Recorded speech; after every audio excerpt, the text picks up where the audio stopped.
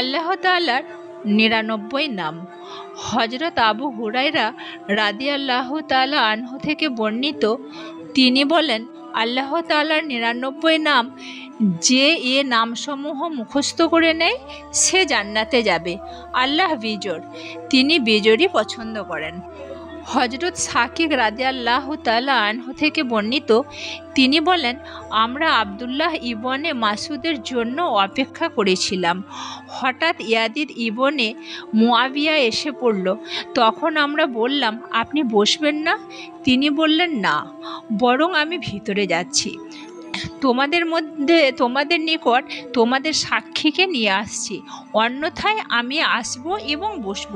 তখন আব্দুল্লাহ ইবনে মাসউদ বের হয়ে আসলেন এবং তিনি ইয়াজিদ ইবনে মুআবিয়ার হাত ধরা অবস্থায় ছিলেন। তিনি আমাদের সামনে দাঁড়ালেন এবং বললেন, আমি আপনাদের এখানে উপস্থিত এবং অবস্থান সম্পর্কে অবহিত ছিলাম, কিন্তু যা আমাকে আপনাদের সামনে বের হয়ে আসতে বাধা দিয়েছে তা হলো একমাত্র এ খেয়ালটি যে রাসূলুল্লাহ সাল্লাল্লাহু আলাইহি ওয়াসাল্লাম আমাদেরকে ওয়াজ নসিহত করতে সর্বদা এ বিষয়ের দিকে খুবই লক্ষ্য রাখতেন যে কোথাও তা আমাদের বিরক্তি সৃষ্টির কারণ হয়ে না যায়। এটি তার খুবই অপছন্দীয় ছিল।